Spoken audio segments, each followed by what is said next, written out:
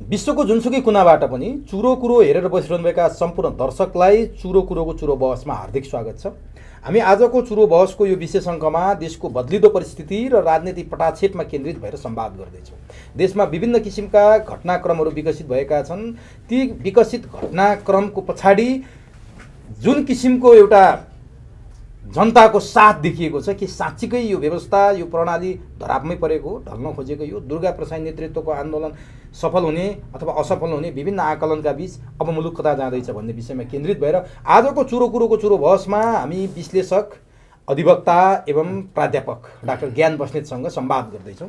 सबभन्दा पहिले चुरो कुरोको चुरो बहसमा म डाक्टर ज्ञान बस्नेतलाई स्वागत गर्छु। डाक्टर साहब, यहाँलाई चुरो बहसमा हस्, नमस्कार, धन्यवाद। मङ्सिर 7 पछिको आन्दोलन हजुर एक प्रकारले भन्ने हो भने आज 4-5 दिन बितिसकेका छ। यो आन्दोलनलाई कतिपयले 62-63 को जनआन्दोलन र 46 को जनआन्दोलनसँग तुलना गरेर तुलनात्मक रूपले हेरिराखेका छन्। डाक्टर साहबलाई के लाग्छ, मङ्सिर 7 को आन्दोलनभित्र कि त्यो 46 को र 62-63 को जस्तो उभार थियो त्यही उभार छ र यो तेस्रो जनआन्दोलन हुन सक्छ, अथवा यहाँले यो आन्दोलनलाई कसरी लिनुभएको छ भने यहाँ अब यो चाहिँ 46 को आन्दोलन र 62-63 को आन्दोलन यो चाहिँ सङ्गठित रूपमा थियो हैन, सङ्गठित।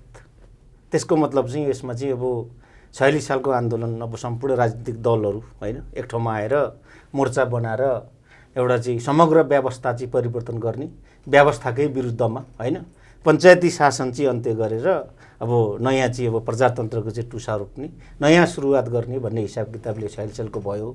अब 62-63 को आन्दोलन भनेको अब 10 वर्षे माओवादी जनयुद्ध सँगसँगै हैन त्यसलाई चाहिँ अब बिचमा ल्याएर फेरि त्यो शक्तिलाई समेत एक ठाउँमा ल्याएर अनि त्यस पछाडि अब समग्र राजनीतिक दलहरू चाहिँ एक ठाउँमा आएर चाहिँ अब गरेको होइन। अब यो चाहिँ अब सङ्गठित र अब छुट्टै परिवेश हो त्यो चाहिँ हैन। अब अहिलेको चाहिँ अब कस्तो लाग्छ भने मलाई यो चाहिँ सायद अब विश्वमै अथवा नेपालमा फर द फर्स्ट टाइम हैन कुनै एउटा व्यक्ति चाहिँ अब उठेर आएर हैन अब यो स्वस्फूर्त रूपमा चाहिँ अब केही एउटा समूह नागरिकहरू चाहिँ अब सडकमा आएर हैन जुन अब यो भएको छ। फरक चाहिँ यति हो, अहिलेको व्यक्ति प्रधान भयो, एकजना व्यक्तिले चाहिँ लिड गरेको, त्यहाँ कुनै सङ्गठन छैन, कुनै संस्था छैन, दल छैन, व्यक्ति मिलेर अब दुर्गा प्रसाईले अब नेतृत्व गरेको अब मान्नु पर्यो यसलाई चाहिँ हैन, उहाँले गरिरहनु भएको छ र यो चाहिँ अब एउटा व्यक्तिले गरेको भयो। अब त्यति बेलाको चाहिँ अब यो सङ्गठित रूपमा चाहिँ अब दलहरू मिलेर एउटा चाहिँ विशाल एउटा चाहिँ अब यो परिवर्तनको हिसाबले त्यसले आएको। अब अहिले पनि अब व्यवस्था परिवर्तनको कुरा चाहिँ आएको छ हैन, उहाँहरूले गर्नुभएको छ। अब तर पनि अब यसलाई अब आन्दोलनको रूपमा लिने कि अथवा चाहिँ वितृष्णाको रूपमा लिने कि हैन, अथवा यो सत्याग्रह हो कि हैन, अब यो के हो भन्ने कुरा यसको अब स्पष्टता केही पनि छैन। अब जे होस् मङ्सिर 7 गतेबाट सडकमा चाहिँ मान्छे अब आएको कुरा चाहिँ छ, केही अब चाहिँ जमघट पनि भयो हैन, बल्खुमा भयो, त्यस पछाडि अब गौशालामा अहिले भइरहेको छ, हिजो पनि भयो क्यारे हैन। अब यो हिसाब किताबले आएको, अब यसको एजेन्डाहरू पनि खासै स्पष्ट छैन। अहिले एजेन्डा त स्पष्टै छ नि, हिन्दू राष्ट्र संस्था स्थापना, संहिता खारेज र बैंक तथा वित्तीय संस्थाको मारमा परेका नेपाली जनतालाई ऋणबाट उन्मुक्ति। ठिक छैन र होइन, त्यो अब यो जुन उहाँहरूले अब उठाउनु भएको छ यो एउटा अब यो एजेन्डा स्पष्ट हुँदै पनि जुन त्यो अब जनजीविकाको कुरा हैन, ब्याङ्कको ऋणको चाहिँ अब मिना खारेजीको कुरादेखि लिएर अब सुशासनको कुराहरू र भ्रष्टाचार विरुद्धको कुराहरू त अब यो एकदमै अब राम्रो कुरा हो होइन। तर अब राष्ट्र संस्थाको एजेन्डा स्पष्ट भएन होइन। अब यो राष्ट्र संस्थाको विषयवस्तुमा अब राष्ट्र संस्था भनेको छ, व्यवस्था परिवर्तन भनेको छ, व्यवस्था परिवर्तन पछाडि अब यसमा चाहिँ अप्सन के हो होइन, यो व्यवस्था फालेपछि अब कस्तो खालको व्यवस्था होइन, यसो राष्ट्र संस्था पनि फेरि कस्तो खालको राष्ट्र संस्था हो, कुन राजा हो, राजा अब ज्ञानेन्द्र शाह राजा हुने कि पारस शाह हुने कि अथवा चाहिँ अब बेबी किङ अब छोरा अब पारसको छोराको कुरा हो कि होइन, 46 साल अगाडिको चाहिँ अब राष्ट्र संस्था हो कि अथवा चाहिँ यतापट्टि 47 सालको संविधान अनुकूलको हो कि होइन, एजर्टिभ हो कि अथवा डेमोक्रेटिक हो कि, संविधान त चल्ने अब चाहिँ टिटुलर भनौँ न अहिलेको राष्ट्रपति सरहको चाहिँ अधिकारविहीन चाहिँ अब राष्ट्र संस्था हो कि होइन। यस्तो कुराहरूमा चाहिँ अब कतै पनि छैन नि त, अहिलेसम्म आएको छैन नि त होइन। त्यसो हुँदाखेरि यसमा राजा पनि स्पष्ट छैन र अहिलेको आन्दोलनकारीहरू पनि स्पष्ट छैन। अब आन्दोलन गर्नेहरू पनि अब पोका पतोरा बोकेर बास बस्ने हिसाब किताबले नै अब नानी च्यापेर महिलाहरू होइन अब बुढेसकाल लगाइसकेको चाहिँ वृद्धहरू समेत चाहिँ अब उपस्थित भएको देखिन्छ होइन। अब त्यसमा अब केले चाहिँ यसमा चाहिँ काम गरेको छ भन्ने कुरा पनि महत्त्वपूर्ण कुरा हो होइन। विभिन्न आफ्नै स्वार्थमा आएको होलान् होइन।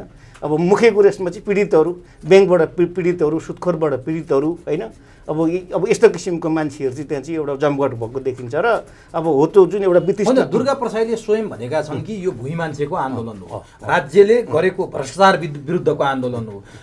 केपी ओलीले कम्बोडियामा 300 करोडको लगानी गरेका छन्, कम्बोडियाको दूरसञ्चारमा टेलिकममा भन्ने उनले बोलेका छन्। महेश बस्नेतमाथि उनी खनिएका छन्, प्रचण्डमाथि खनिएका छन्, समग्रमा यो व्यवस्थामाथि दुर्गा प्रसाई खनिएका छन्।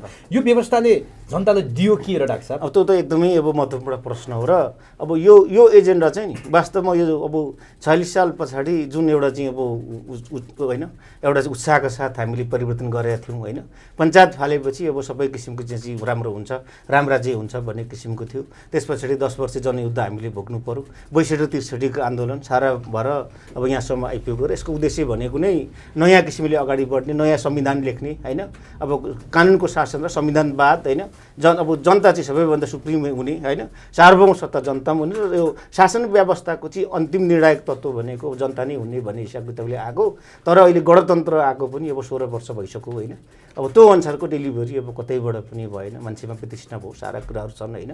अब यही नै हो कि अब यो अब यसरी नै आयो चाहिँ र केही पनि प्राप्त भएन होइन। जनता केही पनि प्राप्त नभएपछि दुर्गा प्रसाईले जुन सुरुवात गरे यसमा त जनताको साथ समर्थन त देखियो। एकदमै यो आन्दोलन यसो छ अघि मैले भने नि त, फर द फर्स्ट टाइम एउटा व्यक्तिले लिड गरेको होइन, विश्वमा छैन यो अब बिरलै पाइन्छ यस्तो किसिमको यो नयाँ परिघटना हो र यसको सबैभन्दा ठुलो कारक तत्त्व दुर्गा प्रसाईहरूको अब आन्दोलन जुन प्रवृत्ति हामीले देख्नु पर्यो नि, यसको सबैभन्दा ठुलो फ्याक्टर भनेको चाहिँ दल नै हो, दलतन्त्र हो, अहिलेको भिडतन्त्र हो।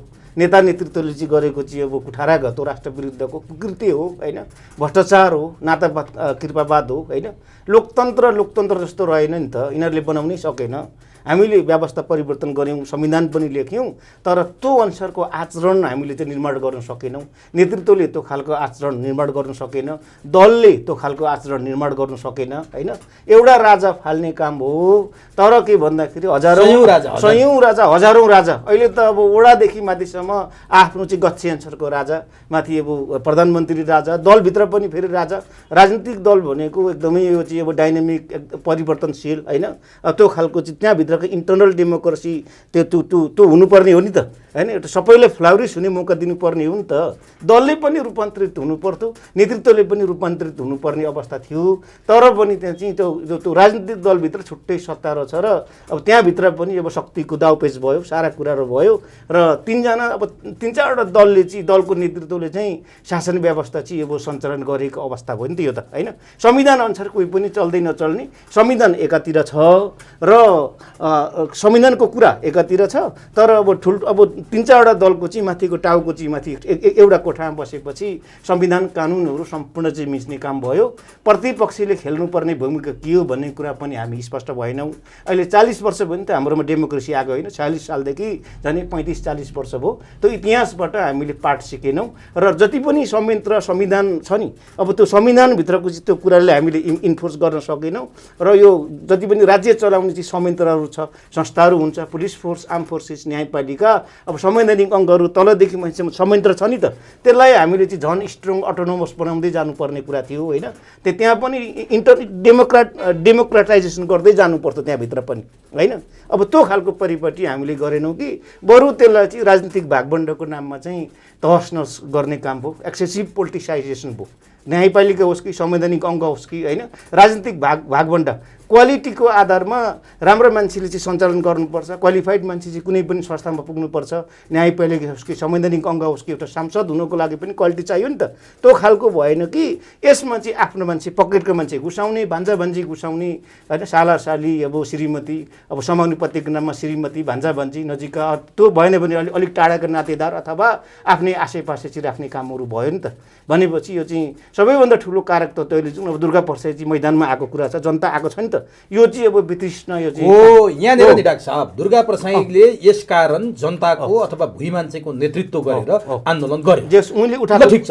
त्यहाँनिर एजेन्डा छ नि के लोकतन्त्रका कारण गणतन्त्रका कारण यी सबै समस्या आएका हुन् अथवा नेतृत्व पात्रका कारण यो समस्या यो आएको छ? मैले भने- अब यहाँनिर छ नि यही व्यवस्थाभित्र चाहिँ सुधार गर्ने अथवा यी गलत नेतृत्वलाई हटाएर सही नेता स्थापित गर्ने हो कि हामी फेरि फर्केर राज संस्थामा जाने हो अथवा यो गणतन्त्र नै लोकतन्त्र नै फालेर हिजोको तन्त्रमा फर्किने हो? यहाँनिर अलिकति जनताले बुझ्न नसकेको कुरो छ क्या के हिजो राज संस्था हुँदा पनि त आन्दोलन भएकै थियो, गणतन्त्र आउँदा पनि लोकतन्त्र आउँदा पनि आन्दोलनै छ भनेपछि यो आन्दोलनको एजेन्डा र परिवर्तन चाहिँ नेतृत्व हो अथवा यो संविधान यो व्यवस्था खर्लबै फालेर हिजोकोमा फर्किनु पर्ने हो? यहाँनिर प्रश्न पार्दैन। अब सबैभन्दा ठुलो कुरो अघि मैले सुरुमा भने कि अब विकल्प के हो त होइन, विकल्प अब यो व्यवस्था यही व्यवस्थाभित्र सुधार गर्ने र सम्भव छैन। अब यो संविधानमै अब चेन्ज गर्नुपर्ने हुन्छ। यसमा चाहिँ संविधानको विभिन्न अब संविधान आएको पनि 9 वर्ष भइसक्यो होइन, र हामीले 40 वर्षदेखि हामीले सिकेको अनुभव संसदीय अभ्यास परम्परा जुन हामीले सिक्यौँ अब त्यहाँ भएको चाहिँ अब गल्ती त्रुटिहरूलाई चाहिँ अब गर्नु सिकेर होइन अब यो संविधानमा चाहिँ अब अलिकति परिवर्तन गर्ने अब त्यो खालको परिपाटी भयो भने सम्भावना हुन्छ। सबैभन्दा ठुलो कुरो यसमा म के भन्छु भने नि अब अहिले पनि चाहिँ जुन अब सत्ताधारीले जुन चरित्र निरङ्कुश चरित्र देखाएको छ नि, मान्छेले बोल्न पाउने अधिकार होइन, नेपाल सरहदभित्र नेपाली जनताले आफ्नो कुरा जहाँ पनि प्रदर्शन गर्नु पाउँछ, आफ्नो कुरा राख्नु पाउँछ होइन। अब चाहिँ यो कुरा राख्न पाउन त पाउँछ, अराजक गतिविधि गर्न पाउँछ, अराजक त पाउँदैन। त्यो शान्तिपूर्ण ढङ्गले संविधान अनुसार कानुन अनुसार सत्ता सरकारको विरोध गर्न पाइन्छ, सत्ता सरकारसँग चाहिँ असहमति राख्न पाइन्छ, सबै कुराहरू छैन त होइन। भनेपछि अब व्यवस्था परिवर्तनको कुरामा चाहिँ के भन्दाखेरि यो अघि मैले भने कि जुन अहिले यो स्थिति आएको छ नि होइन, मान्छे 60 लाख मान्छे चाहिँ विदेशमा चाहिँ श्रम गर्न बाध्य छ, यो मुलुकमा कोही पनि बस्नै चाहँदैन। अस्ति पासपोर्ट लिनको लागि म पनि चाहिँ यो पासपोर्टमा गएको थिएँ, अब यो पासपोर्ट रिन्यू गर्नु भनेर। अब त्यहाँ लाइन अब हेर्नुहोस् कति 6 बजे अहिले विदेश जानेको लाइन चाहिँ दुर्गा प्रसादको आन्दोलनमा भन्दा धेरै मान्छे चाहिँ एयरपोर्टमा छ। यसो रहेछ त्यहाँ चाहिँ 6 बजेदेखि नै मान्छे 4 बजे बिहानदेखि मान्छे लाइन लाग्ने अवस्था रहेछ र हरेक तह र थप्पाको मान्छे 90 वर्षको चाहिँ अब होइन अब बुढाबुढीहरू समेत अब लाइनमा। अब यो परिस्थिति देखेँ कि अब नेपालको चरित्र नेपालको अहिलेको आर्थिक सामाजिक अवस्था हेर्नको लागि त कि एयरपोर्ट जानु पर्दो रहेछ कि चाहिँ अब पासपोर्ट लिनेमा जानु पर्दो रहेछ। यो अवस्था कसले ल्याएको भन्दाखेरि अहिलेको चाहिँ नेता नेतृत्व हो नि त। म सिस्टमको दोष यसो म सिस्टमलाई दोष दिन्न। सिस्टम भनेको राजतन्त्रमा पनि अब आन्दोलनै थियो होइन, यसो राजतन्त्रमा पनि अब राजतन्त्रभित्र पनि लोकतन्त्र हुन्छ, लोकतन्त्र त राजा पनि अटाउँछ र गणतन्त्रभित्र पनि अब यो लोकतन्त्र त महत्त्वपूर्ण हो नि त। यो जुन गणतन्त्र भनेको सब सिस्टम हो, सबैभन्दा ठुलो फाउन्डेसन भनेको त लोकतन्त्र हो नि त होइन।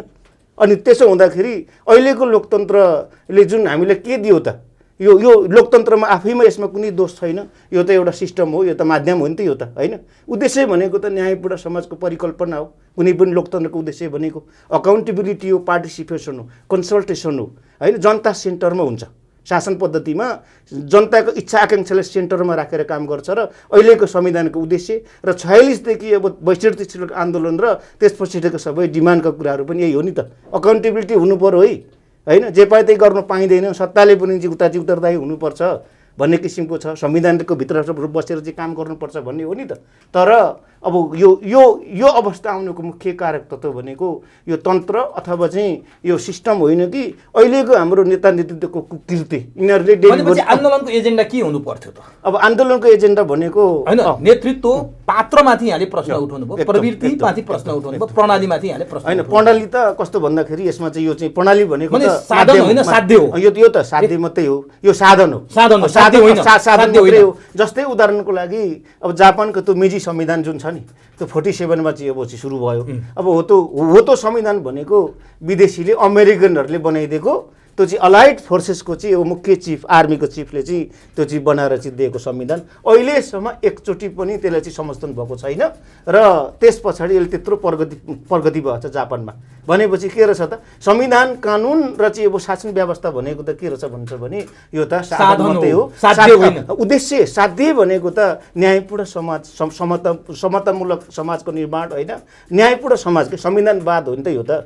जनताको इच्छा आकाङ्क्षा र उनीहरूको इन्ट्रेस्टलाई सेन्टरमा राखेर चाहिँ काम गर्ने परिपाटी हो र हरेक चाहिँ ठुला ठुला घटनाक्रममा चाहिँ जनताको चाहिँ आकाङ्क्षालाई बुझ्नुपर्छ भन्ने प्रश्न हो नि त होइन। तर यहाँ चाहिँ अघि मैले भने नि के भन्नु भन्दाखेरि नेतागिरी भयो यहाँ चाहिँ, दलतन्त्र भयो यहाँ चाहिँ, प्रजातन्त्र लोकतन्त्र होइन दलतन्त्र। यिनीहरू त दलपति भयो, दलको मालिक मठाधीश भन्छन् नि। अब यो खालको अवस्था आयो नि त। नेता जस्तो रहेन, नेतृत्व जस्तो रहेन, प्रधानमन्त्री जस्तो रहेन होइन। अब जनता पनि त जनता जस्तो रहेन नि त। मासु र रक्सीमा पनि भोट हालेकै छ, एक ट्वाक चिउरामा पनि भोट हालेकै छ। बिगाएर त हामीले होला नि। सबैभन्दा ठुलो कुरो त्यस्तै खालको स्कुलिङ सुरु गरे नि तिनीहरूले। स्कुलिङै त्यस्तो नेपालमा प्रजातन्त्र आउने समय नभएको हो, जनताको चेतना स्तर त्यहाँसम्म नउठेको हो। त्यस्तो त होइन, किनकि अब जनतासँग प्रजातन्त्रको सदुपयोग हुन सकेन। यसो छ, दललाई दल जस्तो नै बनाइएन क्या। अब यो त नेतृत्वले, अब जस्तै अघि मैले सुरुमा भने कि त्यो नेतृत्व हटाउन हामी किन सकेनौँ? अब त्यो चाहिँ त्यही त आबादिक निर्वाचन भनेको 5 वर्षमा राम्रो काम गर्न सकेन जनप्रतिनिधिले भने अर्को छान्ने व्यवस्था होला नि त। 34 वर्षमा कयौँ पटक निर्वाचन भयो, यिनै मठाधीशहरूलाई हामीले पटक पटक निर्वाचित गरेर पठायौँ। दोष कहाँ छ भने अब दोष भनेको त अब यो जनताको पनि उत्तिकै छ। जनताले पनि यहाँले भनिहाल्नुभयो कि अब एक ट्वाक रक्सी र चाहिँ अब मासु चिउरामा चाहिँ भोट हाल्नु। यहाँ आफै निर्वाचन लडे मान्छे एकदम क्षेत्रबाट स्वतन्त्र उम्मेदवार उठेका थिए। अब यसमा यो दलभन्दा बाहिरकोलाई अब पत्याएको देखिएन। जतिसुकै अनुभवी अथवा के हो त्यो, यो व्यवस्थाले हो, संविधानै त्यस्तै छ। पटक पटक चर्चित मान्छेहरू नेपाली काङ्ग्रेसका महामन्त्री भइसकेका डाक्टर शशाङ्क कोइरालाले संसदमै बोलेका छन्, करोडौँ रुपियाँ खर्च गरेर मैले चुनाव जित्नु पर्यो, अलिअलि भ्रष्टाचार त हामीले गर्न पाउनुपर्छ भनेर उनी बोलिराखेका छन्। पैसा बिना चुनाव लड्न सकिँदैन भनेर नेताहरूले भनिरहेछन्। यो पैसाले चुनाव लड्ने परिकल्पना गरेको छ संविधानले? यो कहीँ पनि छैन। अनि कसरी भइरहेछ? संविधान किन यहाँ पालना भएको छैन? अब यो परिपाटी नै यस्तै भइदियो होइन। भ्रष्टाचार अब यस्तै, अब यो चुनावै लड्नको लागि पनि अब भ्रष्टाचार चाहिँ अब गर्नुपर्ने अवस्थाहरू आएर अब सबैभन्दा ठुलो कुरो अब यो दलका नेतृत्व र चाहिँ दलभित्र चाहिँ जुन कार्यकर्ता छ नि, अहिले झोले दास भन्छ नि होइन, भनेपछि दलले चाहिँ के गर्यो भन्दाखेरि झोले दासहरू मात्रै उत्पादन गरौँ होइन। माथि चाहिँ अब प्रमुखले चाहिँ जे भनौँ त्यही किसिमको मान्नुपर्ने अवस्थाहरू अब सारा कुराहरू छन् त यहाँ चाहिँ होइन। भनेपछि अब खड्गप्रसाद ओलीको कुरा कसैले काट्नु सक्छ अहिले? कसैले चाहिँ अब त्यहाँ चाहिँ काउन्टर दिन सक्छ? होइन भने त भीमरावलाई चाहिँ घनश्याम भुषालहरूको अवस्थाहरू हुँदो रहेछ। जस्तै एकनाथ ढकाल भन्ने परिवार दलको अध्यक्ष होइन, अब यतापट्टि ल्याएर समानुपातिकमा चाहिँ उहाँलाई चाहिँ एमाले चाहिँ के गरेछ भन्दाखेरि सांसद बनाएको छ। यो गजबको कुरा। एमाले केपी ओली राजावादी हुन्, राष्ट्रवादी हुन् कि गणतन्त्रवादी हुन् कि क्रिस्चियनवादी हुन् कि हिन्दूवादी हुन्? यहाँले प्रश्न उठाउनु भयो। एकनाथ ढकाल जो क्रिस्चियनको वकालत गर्छन् उनी नेकपा एमालेबाट समानुपातिक सांसद छन्, उनी एमाले होइनन्। त्यही त। राजेन्द्र लिङ्गदेन एमालेसँग तालमेल गरेर चुनाव लड्छन्। एमालेलाई राजेन्द्र लिङ्गदेनसँग तालमेल गर्नुपर्ने बाध्यता के हो? राजेन्द्र लिङ्गदेन रापरपाले राजाको वकालत गर्छ, केपी ओली गणतन्त्रको वकालत गर्छन्, उनी राजेन्द्र लिङ्गदेनसँग गठबन्धन गर्छन्। अर्को कुरा, कमल थापा राजसंस्थाको कुरा गर्छन्, केपी ओलीको नेकपा एमालेको सूर्य चिन्हबाट उनी चुनाव लड्छन्। यो भइरहेछ के डाक्टर साहब? त्यही हुनाले त जनता। अनि केपी ओली गणतन्त्रवादी कि राजावादी, केपी ओली हिन्दूवादी कि क्रिस्चियनवादी? अब त्यही हुनाले त यो चाहिँ नेता जस्तो रहेन, दल जस्तो रहेन। र यो संविधान हामीले लेख्यौँ, यो 7औं संविधान हो अहिले होइन। अब यो यत्रो ठुलो हामीले युद्ध गऱ्यौँ अथवा चाहिँ यहाँ चाहिँ जनआन्दोलन भयो, साह्रो भयो, व्यवस्था परिवर्तन गरेनौँ। तर व्यवस्था परिवर्तन गऱ्यौँ, तर के भन्दाखेरि लोकतान्त्रिक परिपाटी अनुसार अब हामी अर्को उदाहरण के, नेपाली काङ्ग्रेस जो डेमोक्रेसीको कुरा गर्छ, लोकतन्त्रको कुरा गर्छ, प्रजातन्त्रको कुरा गर्छ, त्यत्रो 10 वर्ष जनयुद्ध हुँदा सबैभन्दा बढी शत्रुता माओवादी र काङ्ग्रेसकै थियो। माओवादीका अध्यक्ष प्रचण्डको टाउको मूल्य तोक्ने शेरबहादुर देउवा जसले 50 लाख मूल्य तोकेका थिए। नेपाली काङ्ग्रेसका संस्थापक नेता बिपी कोइरालाले कम्युनिस्टहरूसँग मंच नै सेयर गर्दैनथे, तर शेरबहादुर देउवा र प्रचण्डको आज आन्द्रा जोडिएको छ। हिजो टाउकाको मूल्य तोक्ने र तोकी माग्ने सँगै छन्। प्रचण्ड र शेरबहादुर गठबन्धन गरेर चुनाव लड्छन्। अनि यो संविधानले यो व्यवस्थाले यो परिकल्पना गरे छ कि छैन भन्दैछु के म। खै प्रतिपक्षी को हो आज यो संसदीय व्यवस्थामा? अब यहाँ प्रतिपक्षको रोल अत्यन्तै महत्त्वपूर्ण हुन्थ्यो।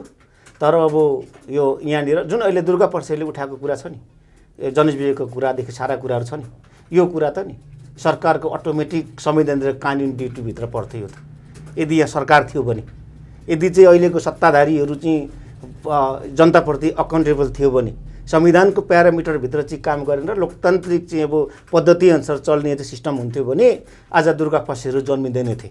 किनकि दुर्गा प्रसाईले उठाएको जुन एजेन्डाहरू छ त्यो सरकारको अटोमेटिक ड्युटीभित्र पर्थ्यो, उनीहरूले आफै एड्रेस गर्नु पर्थ्यो। प्रतिपक्षले उठाउनुपर्ने आवाज आज दुर्गा प्रसाईले हो, त्यो कि चाहिँ यदि यहाँ प्रतिपक्ष भइदिएको भए प्रतिपक्षले चाहिँ उठाउनु पर्थ्यो, तर यहाँ प्रतिपक्ष छैन। अनि प्रतिपक्षले दुर्गा प्रसाईको आन्दोलनलाई समर्थन गर्ने हो कि उनलाई काउन्टर दिनका लागि सत्ता पक्षले पनि नगरेको काम केपी ओलीले दुर्गा प्रसाईको विरुद्ध महेश बस्नेत किन उठाए? अब यो रोचक होइन, यो चाहिँ अब के भन्दाखेरि अब यो जसरी उठे पनि दुर्गा प्रसाईको चाहिँ आन्दोलन जसरी उठे पनि जुन रूपमा उठे पनि अब यो चाहिँ व्यक्तिगत झगडाको चाहिँ आउटकम जस्तो ग्याङफाइट जस्तो पनि थियो नि त सुरुमा होइन। महेश बस्नेत र अब खड्गप्रसाद ओलीलाई डाइरेक्ट अब उहाँले चाहिँ अब गाली गर्नुभयो अथवा विभिन्न किसिमको आरोपहरू लगाउनुभयो होइन। अनि एमाले के बुझ्यो भने यो चाहिँ अब हाम्रो विरुद्धमा होइन हामी लक्षित भयो भन्ने किसिमको बुझ्यो। अनि हो त हिसाब किताबले चाहिँ अब जुन उहाँहरूले अब काउन्टर गर्नुभयो, उहाँहरूले अब छुट्टै खालको एउटा कार्यक्रम गर्नुभयो होइन। अब मङ्सिर 7 गते दुर्गा प्रसाईले त अब यो दसैँ अगाडि नै तोकेको होइन। अब त्यही दिन चाहिँ अब पारेर एमाले पनि युवा सङ्घ उठाएर दुनियाँ गरेर युवा सङ्घले कार्यक्रम चाहिँ अब घोषणा गर्यो। पछि एमाले त्यसलाई चाहिँ आफ्नो ओनरसिप लिएर एमालेको कार्यक्रममा परिणत गर्यो होइन। अब यो भनेको अहङ्कार यो किसिमको होइन। अब यो जुन अब यो एमालेलाई फाइदा छ, एमालेलाई यसले फाइदा छैन। किन एमाले चाहिँ अचानक बन्यो त? जस्तो सत्ता पक्षले गर्नुपर्ने काम यो चाहिँ अब फाँसीवादी चरित्रबाट चाहिँ अब जुन छ नि त्यो चाहिँ होइन। अब इन्टोलरेन्स भन्छ। अब त्यही हुनाले त यिनीहरू चाहिँ हामीले व्यवस्था परिवर्तन गऱ्यौँ तर नेता नेतृत्व दल चाहिँ त्यो अनुसार परिवर्तन भएन, सोच परिवर्तन भएन। आजको समस्या के हो? समस्या त्यही हो, नेतृत्व दलभित्र पनि इन्टरनल डेमे के गर्दा राम्रो हुन्छ के गर्दा राम्रो हुँदैन। प्रजातन्त्रमा सबैले आफ्नो कुरा, लोकतन्त्रमा सबैले आफ्नो कुरा राख्न पाउँछ, बोल्न पाउँछ। दुर्गा प्रसाईले पाउँछ, राजाले पनि पाउँछ होइन। अब राजाले सुइक्क बोल्दाखेरि फेरि यिनीहरू किन तर्सिने बेकारमा? राजा त अब 16 वर्ष अगाडि नै अब शासन सत्ता सबै चिज जनताले जिम्मा लिएर हिँडेको मान्छे होइन। नेपाली नागरिक त हो नि त होइन। पूर्व राजा भयो भने नेपाली नागरिक हो, उहाँले पनि बोल्न पाउने अधिकार छ, प्रजातन्त्रमा आफ्नो कुरा राख्न पाउने अधिकार छ। म फेरि राजा हुन्छु मलाई समर्थन गर भन्ने अधिकार पनि छ नि। तर यहीँनिर प्रश्न म के राख्न चाहन्छु भने यहाँलाई दुर्गा प्रसाईले बोल्दा अथवा भाषण गर्दा अराजक भनियो क्या दुर्गा प्रसाईले? हजुर सुन्नु भएको छ नि, लोकतन्त्रमा बोल्न पाइन्छ भनेर यहाँले भनिराख्नु भएको छ। यिनीहरू आफै लोकतन्त्रको लागि लड्दै आएको, हिजो राजाको निरङ्कुश शासनको विरुद्ध बोल्न पाइएन भनेर यिनीहरूले गणतन्त्र ल्याए, लोकतन्त्र ल्याए। तर आज दुर्गा प्रसाईले अराजक भनेर भनिराखेका छन्, यसमा के भन्नुहुन्छ? अब कतिपय शब्दहरू अब उहाँले चाहिँ अब जुन बोल्नु भएको छ होइन, अब शब्द चयनहरू मात्रै हो। अब हिँडेन अब जुन उहाँको चाहिँ अब सम्पूर्ण एजेन्डाहरू छ त्यो त एकदम भ्यालिड छ। किनकि अब जनजीविका तर 17,000 मान्छेको कत्याम गरेर आएका प्रचण्ड, धर्मप्रसाद ढकालको टाउको काटेको आरोप लागेका केपी ओली र प्लेन हाइज्याकको त्यो जिम्मा लिएको नेपाली काङ्ग्रेस आज दुर्गा प्रसाईको विपक्षमा छन्। यिनीहरूले दुर्गा प्रसाईलाई अराजक भन्दा सुहाउने कुरा हो। मान्छेहरू हाँस्दैन। त्यो अराजक भन्ने उनले त बोले मात्रै त हो नि, यिनीहरूले गरेरै आछन्। उनीहरूले गरेरै आए र जो अब सबैभन्दा ठुलो कुरो बोल्न पाउनुपर्छ। संविधानले यो कुरा चाहिँ अधिकार दिएको छ होइन। अब यो पटक चाहिँ अब जुन हो नि बल्खुमा चाहिँ अब एमालेको कार्यक्रम होइन, दुर्गा प्रसाईको कार्यक्रम होइन। अब राज्य सत्ता नै अत्यन्तै अब एकदमै दमनकारी भएर निक्ल्यो, स्वेच्छाचारी भयो नि त। यो अहिले हेर्दा दौरा सुरुवाल लाउने र ढाका टोपी लाउनेहरूलाई समेत समाउँदै पक्राउ गर्दै गर्यो राज्यले, यति त्रसित भयो। यो अत्यन्तै अब भयानक अवस्था हो। र युट्युबहरूमाथि प्रेस काउन्सिलले पत्र काट्ने अवस्था आयो। निजी टेलिभिजनमा दुर्गा प्रसाईको अन्तर्वार्ता रेकर्ड हुँदा त्यो अन्तर्वार्ता रोकियो। यसले लोकतन्त्रको धज्जी उडायो। यो अब यहाँ त लोकतन्त्रै छैन नि। अब यो हिसाब किताबले त होइन, संविधान मिच्ने काम पटक भएको थियो र अहिले पनि भइ नै रहेको छ। र अब सरकार चाहिँ अब फाँसीवादी अब जुन छ नि होइन, फासिस्ट एउटा चरित्रमा चाहिँ परिणत भएको अवस्था हो। यो चाहिँ यो एकदमै भयानक अवस्था हो यो चाहिँ होइन। अब इन्टरभ्यू नै चाहिँ अब रोकिदिने, अब एपिएनमा दिएको इन्टरभ्यू रहेछ उहाँले, अब त्यो नै बन्द गरिदिने, युट्युबमा चाहिँ अब प्रसारणमा रोक लगाइदिने, युट्युबमा अपलोड गरिसकेको चाहिँ अब मेटेरियल हटाउन लगाउने अथवा अटोमेटिक हटाइदिने होइन। अब यो त अब सेल्फ सेन्सरसिप टिकटक बन्द गर्यो सरकारले। अब यहाँसम्म सरकार यो चाहिँ अब डरलाग्दो अवस्था। किनकि यो आफ्नो छायाबाट आफै तर्सेको सरकार, किनकि आफ्नो कुकृत्य थाहा छ होइन। यो तासको घर जस्तो रहेछ कि यिनीहरूको चाहिँ अब हैसियत के हो। दुर्गा प्रसाई हिजो अब माओवादी पनि भए, एमाले भयो, एमाले त केन्द्रीय सदस्य नै बनायो होइन। मार्सी चामलको बातदेखि लिएर अब चाहिँ प्रधानमन्त्रीदेखि लिएर ठुला चाहिँ नेता नेतृत्वको चाहिँ अब चाहिँ बेडरुमसम्मै पुग्ने एउटा हैसियत अब कसरी बनाए त होइन। आन्द्रामुढी थाहा छ नि त यिनीहरूको हैसियत त, उहाँलाई थाहा छ नि त। दुर्गा प्रसाईले सबै अब त्यो दुर्गा प्रसाई बनाउनेको त भन्दाखेरि यिनीहरू हो नि त होइन। के कसो? हिजो मार्सी चामलको भात खाएको फोटो त अब छँदैछ होइन। अब हिजो फन्डिङ गरे होला नि, यिनी व्यापारी रहेछन् होइन। अब आफ्नै इन्ट्रेस्ट थियो होला। अनि झापामा चाहिँ अब सवार हुँदाखेरि अब खड्गप्रसाद ओली अब 8 करोडको चाहिँ अब दुर्गाप्रसाद गाडीमा चढेको कुराहरू त समाचारमा हिजो आएकै हो होइन। केन्द्रीय सदस्य बनाएकै हो उहाँलाई पनि, एमालेको होइन। भनेपछि सारा कुराहरू छ नि त। यो अवस्था पुर्याउने को त? तर सबैभन्दा ठुलो कुरो के भन्छ भने यतापट्टि जुन बल्खुमा पनि, बल्खुमा चाहिँ अब सरकारले के गर्यो, दमन गर्यो। त्यहाँ चाहिँ अब टेलिफोनै अब कटअप गरिदियो, इन्टरनेट कटअप गर्यो त्यहाँनिर। तपाईँहरूले त्यहाँबाट प्रत्यक्ष प्रदर्शन गर्न पाउनु भएन। अब रबर बुलेटहरू त्यहाँ चलाउने कामहरू भयो होइन।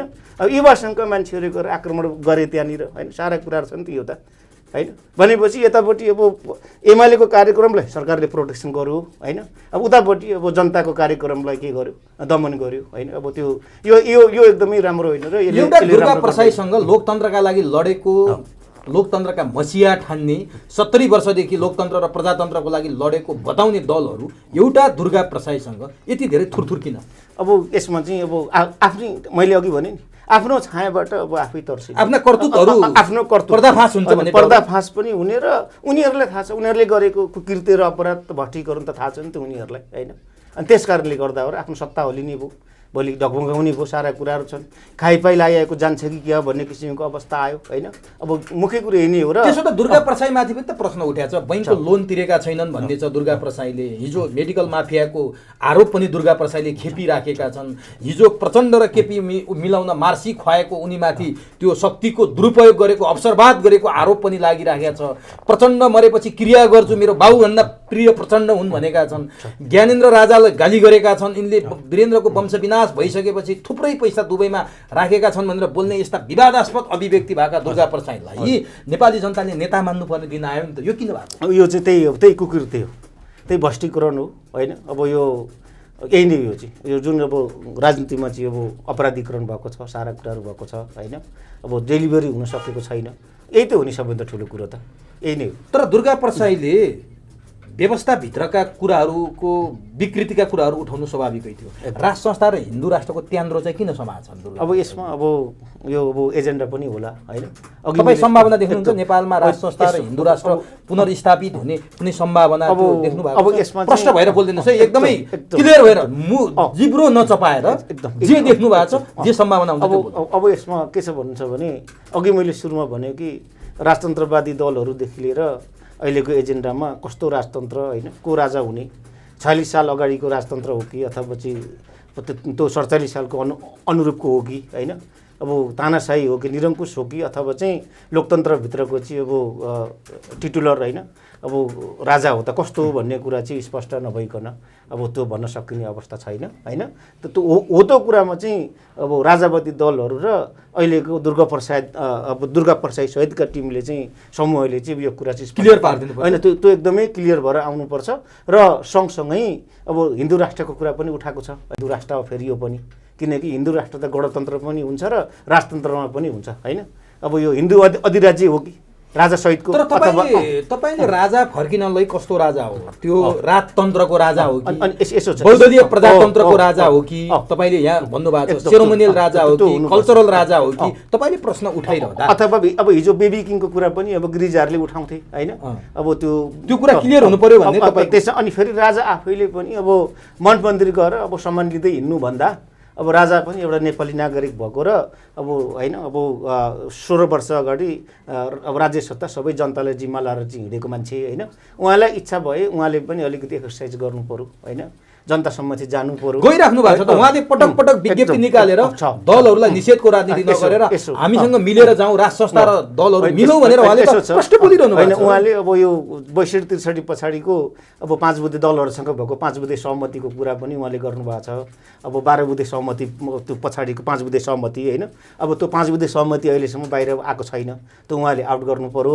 र सँगसँगै के भन्दाखेरि उहाँले आफैले भन्नु पर्यो कि अब म राजा हुन चाहन्छु। राजा चाहिँ नेताहरू जस्तो भाषण गर्दै हिँड्ने हो र होइन, एउटा स्पष्टता गर्न सक्यो नि त, भनिसक्नु भएको छ त। बिम्बको रूपमा, सङ्केतको रूपमा त उहाँले त्यो कुरा प्रष्ट पार्नु भएको छ कि राष्ट्र संस्था र दलहरू मिलेर अगाडि बढौँ, होइन भने म निर्मम निर्णय गर्न पनि तयार छु भनेर भन्नु। अब त्यो त निर्मम कस्तो हो त्यो उहाँको भाषा त्यो चाहिँ होइन। तर अब टुलु हेरेर बस्ने छैन भनेर चाहिँ उहाँले पटक त्यो त निर्मम भने त्यही त हो। त्यो निर्मम होइन ओभरटेक गर्छु भन्ने किसिमको कुरा निर्मम भनेको त्यो त तत्कालीन सम्भव छ जस्तो मलाई लाग्दैन। 2-4 मान्छे 20,000 मान्छे आएर जुन अब अहिले भइरहेको छ नि त्यहाँ बल्कुमा भयो अथवा चाहिँ गौशालातिर भइरहेछ होइन, त्यतिले मात्रै चाहिँ। तर नि सर 62-63 को आन्दोलन गणतन्त्र जसरी आयो त्योभन्दा अगाडि एकचोटि स्मरण गरौँ न, काङ्ग्रेस एमाले अथवा 7 दलले रत्न पार्कमा आन्दोलन गर्दा 100 जना पनि पुग्दैन थिए। त्यो विकसित हुँदै गयो, चल्दै गयो। जब माओवादी थपियो, 12 बुँदे भयो, त्यसपछि 19 दिनमा लाखौँ मान्छे सडकमा उत्रेर आएको थियो। अहिले त जग निर्माण भएको छ नि त। आजै तपाईँले चाहिँ लाखौँ मान्छे सडकमा खोज्नुभयो भने त्यो सम्भव छ र विश्वको कुन चाहिँ आन्दोलनले एकै दिन चाहिँ कायापलट गरेको छ? त्यो त सम्भव छैन। तर पनि राजाले अघि मैले भने कि स्पष्टसँगले आफूले चाहिँ भन्नु पर्यो होइन, म चाहिँ प्रजातान्त्रिक एउटा चाहिँ संवैधानिक राजा फेरि बन्न चाहन्छु होइन, लोकतन्त्रभित्रको राजा बन्न चाहन्छु होइन। यो किसिमको एउटा के हो त त्यो खालको एउटा कमिटेड भएर चाहिँ उहाँ चाहिँ तर राजाले यो भन्नु पर्यो भनिरहँदा नि केपी ओलीले राजतन्त्र मान्नेहरू राजा मान्नेहरू मूर्ख हुन् भनेर केही दिन अगाडि भनेका छन् केपी ओलीले। गगन थापाले गुल्मी पुगेर भने महाराज चिया खेदाउन थापी बक्स्योस्, दल खोल्नुहोस्, चुनाव लड्नुहोस्, 2/3 ल्याउनुहोस्, राज संस्था फर्काउनुहोस्, काङ्ग्रेस मान्न तयार छ। तर मूर्ति बेच्नेहरूले धर्मको रक्षा गर्ने कुरा हामी विश्वास गर्दैनौँ, गगन थापाले बोले। योगेश भट्टराईले बोले महाराज झ्यालबाट छिर्ने होइन ढोकाबाट आइबक्स्योस् भनेपछि दलहरूले त चुनौती दिए नि त राजा। चुनौती कसरी लिनु? दलहरूले चुनौती दिएको हो कि अथवा चाहिँ राजाको चुनौती चाहिँ देखेर उहाँहरू बोल्नु भएको त थाहा छैन होइन, आइलकाइल भएको हो। एउटा दुर्गा प्रसादसँग चाहिँ आत्तिने होइन, निषेधै लगाउनु पर्ने ठाउँमा चाहिँ सारा कुराहरू छ। टेलिफोनै ट्यापिङ गर्नुपर्ने अथवा निषेध गर्नुपर्ने होइन, गोली नै चलाउनु पर्ने, रबर चाहिँ बुलेटहरू चलाउनु पर्ने जुन अवस्था, पानीको फोरा चलाउने अवस्था होइन। त्यो अवस्थामा राजा ज्ञानेन्द्रले एउटा शब्द बोल्दाखेरि यी सबै तर्सिन्छन् होइन, सातो गएको एकदम त्यो यो सातो गएको अवस्था। र गगन थापाले बोलेको कुरा पनि त्यो अराजनीतिक हो होइन। त्यो लेभलको एउटा चाहिँ उदयमान एउटा कङ्ग्रेसभित्रको एउटा आशालाग्दो मान्छेले त्यो बोल्नु ठिक थियो कि थिएन त्यो उहाँलाई नै हो, कुन इमोसनमा बोल्नुभयो त्यो त मैले हेरेको छैन होइन। तर पनि मूर्ति चोर भनेर जुन उहाँहरूले त्यो शब्दहरू निकाल्नु भएको छ होइन, त्यो प्रमाणित गर्नु पर्यो होइन। प्रमाणित गरेर चाहिँ जेल हाल्नु पर्यो नि त होइन। होइन भने होइन भने कानुन अनुसार गगन थापाले पाता कस्नुपर्छ, किनकि एउटा चाहिँ मन्त्री भइसकेको मान्छे, सांसद उदयमान, भविष्यको चाहिँ प्रधानमन्त्री भनेर चाहिँ एउटा चाहिँ चुनावी घोषणापत्र लिएर गएको मान्छेले जताबी बोल्ने हो त उहाँलाई पाता कस्नुपर्छ। होइन भने राजा ज्ञानेन्द्र हो भने त्यो प्रमाणित भयो भने जेल हाल्नुपर्छ। उहाँले प्रमाण ल्याउनुपर्छ बाहिर। हिजो बाख्राको चाहिँ पाल्नेमा पैसा खाएको कुरामा उहाँले पटकबाट जस्टिफाई गर्नु भएको छ नि त, त्यो वास्तव उहाँले भन्नुभयो, त्यो त प्रमाणित कहीँ पनि रहेनछ होइन। त्यही आधारमा त्यही तरिकाले फेरि उहाँले बोल्ने त होइन।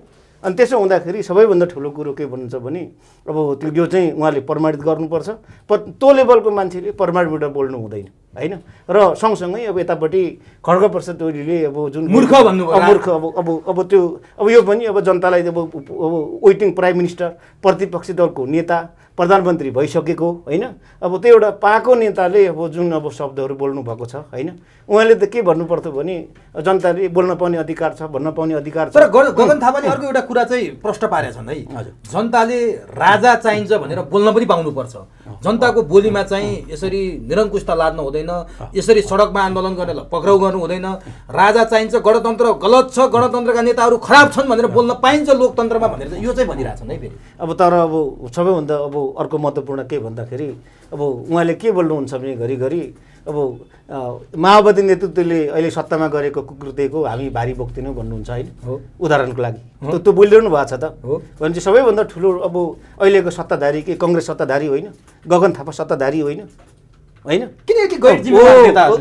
अनि प्रश्न त हो नि त। भनेपछि हिजो जुन चाहिँ भक्तपुरमा कोटेश्वरमा सुतिरहेको चाहिँ महिलाहरूमाथि जुन चाहिँ केही मान्छेहरू गएर चाहिँ राति चाहिँ उठाउने कामहरू भयो होइन, त्यहाँबाट चाहिँ गर्ने कामहरू आयो नि मिडियामा पुरै। दुर्गा प्रसादको आन्दोलनको लागि आएको मान्छेहरू भनिने छ, महिला बुढाबुढीहरू होइन त्यहाँ छ नि त। भनेपछि हो त त्यस्तो खालको हरकत र कुकृत्यको बारेमा चाहिँ गगन थापाले बोल्यो कहाँ छ नि होइन।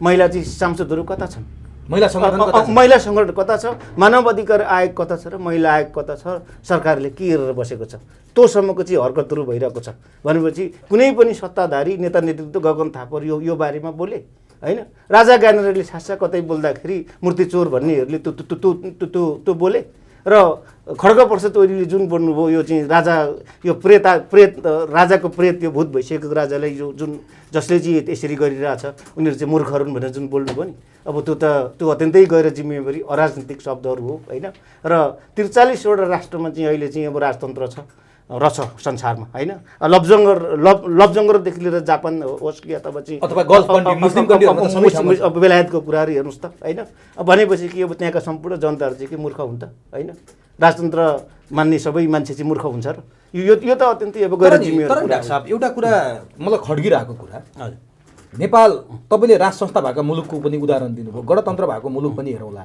राज संस्था भएका मुलुकमा पनि जनता अब नर्वे लक्जमबर्ग र स्विडेनका कुरा गर्नुहुन्छ भने संसारको सबैभन्दा सुख प्राप्ति स्वर्गीय आनन्द भएका देश भनेर भनिन्छ त्यहाँ राज संस्था छ नेपालमा राज संस्था पनि भोग्यौँ तर जनताले त्यो सुख प्राप्त गर्न सकेनन् आन्दोलनै गर्नु पर्यो हिजो राज संस्था हुँदा पनि नेपाली जनताले आन्दोलित हुनु पर्यो कहिले निरङ्कुशताका नाममा कहिले दल खोल्न नपाएको नाममा कहिले बहुदलीय प्रजातन्त्रका लागि राज संस्था हुँदा लडिराख्नु पर्यो लोकतन्त्र आयो लोकतन्त्र भएका मुलुक पनि त विकसित छन् नि भारत हेरौँ हुन त भारतमा त्यहाँ भिखारीहरू पनि त्यस्तै धेरै छन् तर नेपालको तुलनामा विकास भएको छ अरू लोकतान्त्रिक मुलुकहरू हेरौँ त्यहाँ पनि विकास भएकै छ अब गणतन्त्रका मुलुकहरू पनि विकसित छन् चाइना हेर्नुहोस् अमेरिका हेर्नुहोस् विकास नभएको होइन नि नेपालमा न राज संस्थाको बेलामा जनताले सुख पाए त्यति बेला पनि जनता रोजगारी बोल्ने स्वतन्त्रता देश समृद्ध हुनेका लागि लडिराख्नु पर्यो 2046 सालमा बहुदल आयो जनता लडिराख्नु पर्यो 2065-63 मा गणतन्त्र आयो 80 सालमा आएर जनता लडिराख्नु पर्यो राजतन्त्र हुँदा पनि जनताले सुख नपाउने लोकतन्त्रमा पनि नपाउने गणतन्त्रमा पनि नपाउने कस्तो मुलुक बन्यो विश्वका राज संस्था भएका मुलुक पनि सम्पन्न छन् लोकतन्त्र भएका मुलुक पनि सम्पन्न छन् गणतन्त्र भएका पनि तर नेपाल कुनै पनि तन्त्रमा सम्पन्न नहुने लडिराख्नु पर्ने कारण किन लाग्छ अब यो चाहिँ त्यही नै हो कि यो हाम्रो सोचमै छ यो चाहिँ होइन अघि हामीले कुनै पनि व्यवस्था यो चाहिँ आफैमा चाहिँ अब यो साधन मात्रै हो भन्यौँ नि त यो सोच हामीले परिवर्तन गरेनौँ होइन संविधान बनायौँ सारा त्यसलाई इन्फोर्स गरेनौँ त्यो परिपाटी अनुसार हाम्रो कार्यशैली सोच सबै बदल्नु पर्यो होइन माथिदेखि तलसम्म चेन्ज हुनु पर्यो होइन अब संहिता भनेको छ होइन अब संहिता यो कहाँ लागू भएको छ त होइन अब सबै कुरा माथि केन्द्रले नै अब हस्तक्षेप नगरी हुँदैन कोशी प्रदेशकै कुरा हेरौँ अहिलेसम्म त्यहाँ चाहिँ अब लफडै छ होइन सरकारले पूर्णता नपाएको अवस्था छ सारा कुराहरू छ होइन संहिता आफैमा चाहिँ अब गाढो भएको अवस्था छ होइन अब शिक्षकहरूले अब तलब नपाएको अवस्था छ सारा कुराहरू छ र हामीसँग चाहिँ एजेन्डै भएन विकास कस्तो हुने कसरी गर्ने होइन अब लोकतन्त्रको चाहिँ वस्तुनिष्ठ चाहिँ अब आधारहरू के हुन् होइन संविधानको मर्म के हो हामी त्यतापट्टि लाग्दै लागेनौँ र हाम्रो यो मनोगणतन्त्रकै कुरा हो भन्छु जनता पनि फेरि त्यस्तै भयो र दलहरूको स्कुलिङ पनि त्यस्तै भयो होइन र हिजोको अब राजतन्त्र जुन अब राणाकालीन सोच थियो नि अब त्योभन्दा चाहिँ अब हामी चाहिँ माथि अब उठ्न नसकेको अवस्था भएको कारणले यो भएको हो र सोचमै परिवर्तन गर्नुपर्छ कार्यशैलीमा परिवर्तन गर्नु पर्यो जुन अहिले छ नि अब यो चाहिँ होइन यो 70-71 वर्षसम्म एकदम परिवर्तन नभएको सोच कहिले हुने बिपी कोइरालाको नेतृत्वमा बनेको नेपाली काङ्ग्रेस 7 सालको क्रान्तिको आफूलाई चाहिँ नायक ठान्छ त्यति बेला पनि भएन गिरिजाप्रसाद कोइराला 46-47 पछि आए गणेशमानहरू आए 62-63 सम्मै काङ्ग्रेसले नेतृत्व गर्यो भएन कम्युनिस्टहरूका नेताहरू पटक पटक प्रधानमन्त्री भएन अनि त्यो सोच चाहिँ कहिले परिवर्तन हुने हो कसले कसको अब गगन थापाको काङ्ग्रेसको यो अर्को युवा पुस्ता भनेका गगन थापाको सोच त्यस्तो छ योगेश भट्टराईको सोच त्यस्तो छ अनि को आइदिने हो डाक्टर साहब न मङ्गल ग्रहबाट ल्याउन मिल्छ न चन्द्रमाबाट ल्याउन मिल्छ न चाहिँ छिमेकी राष्ट्रबाट नेता ल्याउन मिल्छ को आएपछि हुने हो त भन्नुहोस् त नेपाली जनताले सबै क्रान्ति र सङ्घर्ष मात्रै गरिरहेको अब यो त अब हामी आफैले गर्नुपर्छ होइन अब यसमा अब जनताले पनि अब सचेत हुनु अब संविधान बाधक भन्नुहुन्छ भने तपाईँले अघि जापानको संविधानको कुरा गर्नुभयो अमेरिकाले बनाइदिएको संविधानले जापान त्यो समृद्ध भइसक्यो अमेरिकामा संविधान बनेको 300 वर्ष भइसक्यो संशोधन गर्दै गर्दै त्यही संविधान चलिरहेको छ भारतमा संविधान बनेको 70 वर्षभन्दा बढी भइसक्यो संशोधन गर्दै त्यही संविधानले धानिरहेछ हामी कहाँ त 4 सालदेखि आजसम्म हेर्नुहुन्छ भने 7 पटक संविधान बनेछ डाक्टर साहब खोइ त दुर्भाग्य हेर्नु त यो 7औं संविधान हो र सबैभन्दा ठुलो कुरो यसमा चाहिँ अब राजनीतिक स्टेबिलिटी होइन अब छ र संविधानै बाधक छ अहिलेलाई त, किन भन्दाखेरि अनि फेरि संविधान चेन्ज गर्ने अनि संविधान त अब यसो छ 300 वर्ष अगाडि बनेको संविधानले देशलाई विश्वको नम्बर 1 बनाएको छ। अब कुनै पनि संविधान शासन व्यवस्था अब यो अन्तिम सत्य हुँदैन होइन, जनताको सेन्टिमेन्ट चेन्ज हुन्छ, सारा कुराहरू हुन्छ।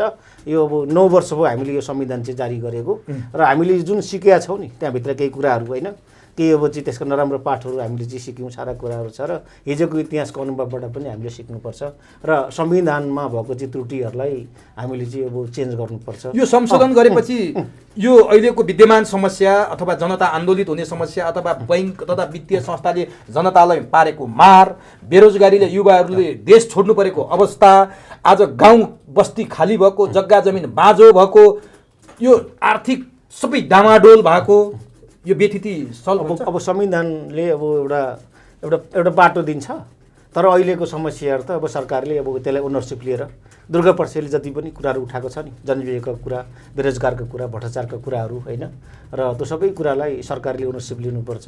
प्रतिपक्षले पनि त्यसले चाहिँ आफ्नो ओनरसिप लिएर चाहिँ अगाडि बढ्नुपर्छ। त्यो त अत्यन्तै महत्त्वपूर्ण एजेन्डाहरू हुन् होइन। अब राष्ट्र संस्था र अब हिन्दू राष्ट्रको कुरामा यो राजनीतिक एजेन्डा भएको कारणले भविष्य बाटोमा त्यसलाई चाहिँ बहस गर्दै जान सकिन्छ। भविष्य बाटोमा त्यसलाई त राजनीतिक इस्यु हो नि त, त्यो त होइन कसो गर्ने भन्ने कुरा होइन। भनेपछि राष्ट्र र धर्म अब हिन्दू राष्ट्रको कुरामा पछि गर्दै जाने र अरू अब जनजीविकाको कुरा र रोजगारको कुराहरूमा चाहिँ सरकारले तुरुन्तै यसलाई चाहिँ ओनरसिपले एड्रेस गर्नुपर्छ। ब्याङ्कको कुराहरूमा पनि एड्रेस गर्नुपर्छ। के हो त होइन, अनुसन्धान गर्नुपर्छ, आयोग गठन गर्नुपर्छ। अब साँच्चै अब कति पीडित छन् त होइन। अब ब्याङ्क त साउ जस्तो भएको छ, सारा कुराहरू छन्, त्यो अत्यन्तै फ्याक्ट हो होइन।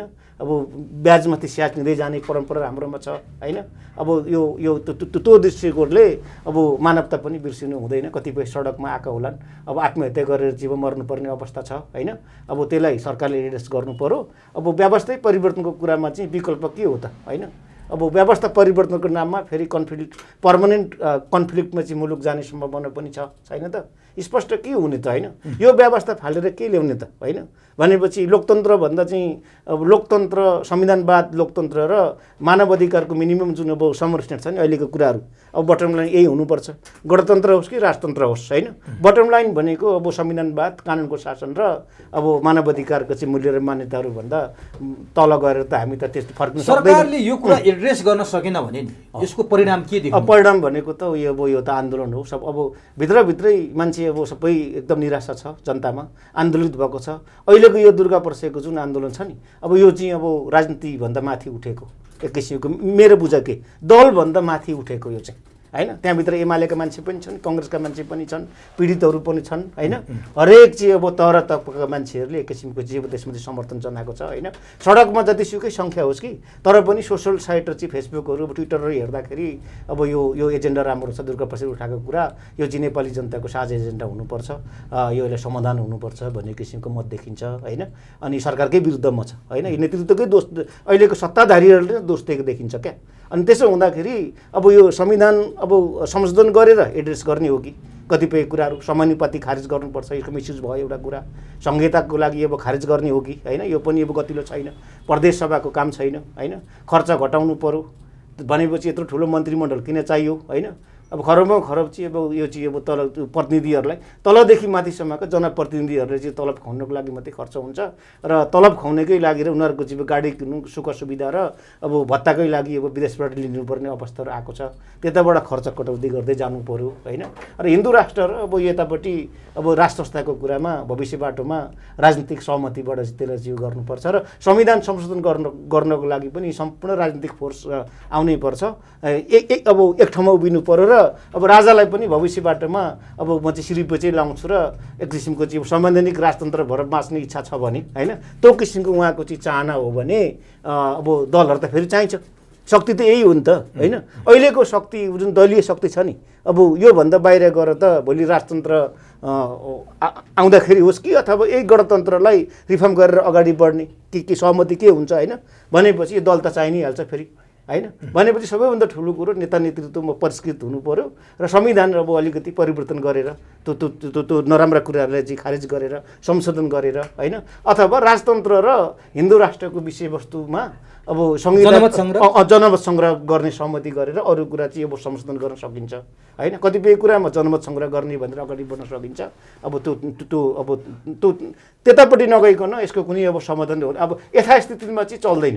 तर दुर्गा प्रसाईले आन्दोलन त सुरुवात गरे, उनीमाथि पनि त प्रश्न उठिरहेछ नि, बैङ्कको ऋण नतिरेको आरोप लागिरहेछ, 20 लाखभन्दा मुनिको ऋण मिना गरिदिन्छु म यो आन्दोलन सफल भएपछि भनिरहेछन्। उनको अभिव्यक्ति विवादास्पद छ। यो सम्भव छ? उनले बैङ्कको ऋण नतिरेको बारेमा सरकार किन बोल्दैन? किन उनलाई चाहिँ उनले पक्कै पनि धितो राखेरै ऋण ल्याएका होलान्, त्यो धितो लिलाम किन गर्दैन? बैंकर एसोसिएसन किन बोल्दैन? खालि दुर्गा प्रसाईले पैसा तिरेनन्, ठगे मात्रै भन्ने, तर कानुनी कारबाही गरे भने त हिम्मत किन नगरे सरकार? अब दुर्गा प्रसाईले अब ऋणहरू तिरिसकेको केही डकुमेन्ट प्रमाणहरू पनि अब मिडिया मलाई चाहिँ देखा जस्तो लाग्छ होइन। तर सरकारले त्यो पनि भनिराख्ने, एक्सन पनि नलिने, बैंकर एसोसिएसन अब यो कति नबोल्ने, यो अब राजनीतिक एउटा प्रोपोगन्डा होइन। अब जस्तै अब पुरा एउटा राजनीतिक शक्तिकै विरुद्धमै नि लागे, प्रचण्डको विरुद्धमा पनि बोले, अब खड्ग प्रसाद ओलीको विरुद्धमा बोले, अब महेश बस्नेत जस्ता चाहिँ अब मान्छेहरूको विरुद्धमा बोले होइन। सारा एउटा चाहिँ अब सिङ्गो पार्टी नै यसमा चाहिँ अब चाहिँ भयो नि त होइन। सारा सिङ्गो पार्टी नै यसमा चाहिँ अब चाहिँ अब उहाँको चाहिँ अब विरुद्धमा लाग्नेहरू कामहरू भयो होइन। अब त्यस अर्थमा अब राज्यले चाहिँ अब यो मिना गर्नुपर्छ, यो जुन उहाँको मिना गर्नुपर्छ भन्ने कुरा छ नि। अब यो चाहिँ अब अत्यन्तै अब यो राज्यले यसलाई ओनरसिप लिनुपर्छ। मैले सुरुमा ओनरसिप गरेर के हो त अनुसन्धान गर्नुपर्छ होइन। अथवा चाहिँ अब मिना अब ऋण लिएको कुरा फेरि मिना गर्दै जाने हो भने यसले अब समाजलाई कहाँ पुर्याउँछ भन्ने प्रश्नहरू पनि छ अब होइन। यसमा चाहिँ मानवता पनि बिर्सिनु हुँदैन र मान्छेले चाहिँ अब सडकमा आउने चाहिँ अवस्था हुनु हुँदैन। यसमा अब राज्यले अब स्टेपहरू चाल्नुपर्छ होइन।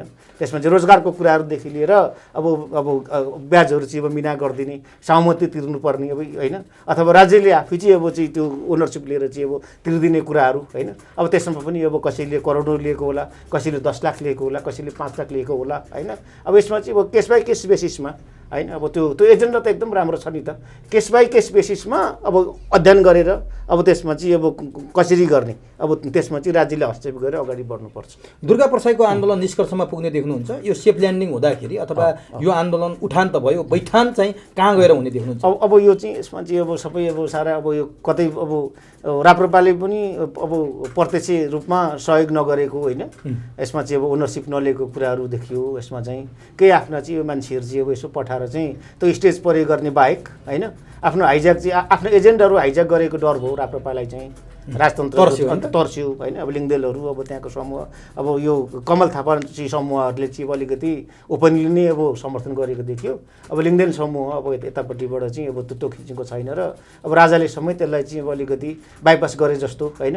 अब लिङ्गदेलको कार्यक्रममा झापामा उता लागे, जब यता अब गौशालामा यता त्यो काठमाडौँमा किन दुर्गा प्रसाईलाई राजाले विश्वास गर्न सकेनन् र राप्रपाले चाहिँ दुर्गा प्रसाईलाई साथ दिन किन सकेन? एजेन्डा त एउटै थियो नि। किन यिनीहरू विभाजित भए? विभाजित भएपछि यिनीहरू एजेन्डामा पुग्लान् र निष्कर्षमा पुग्लान् भन्ने सम्भावना देख्नुहुन्छ यहाँले? अब यो विभाजित भएर अगाडि अब विभाजित भनेको अब त्यही त स्पष्ट छैन होइन। दुर्गा प्रसाईको अब एजेन्डा पनि अब स्पष्ट नभए अब राज संस्थाको बारेमा होइन।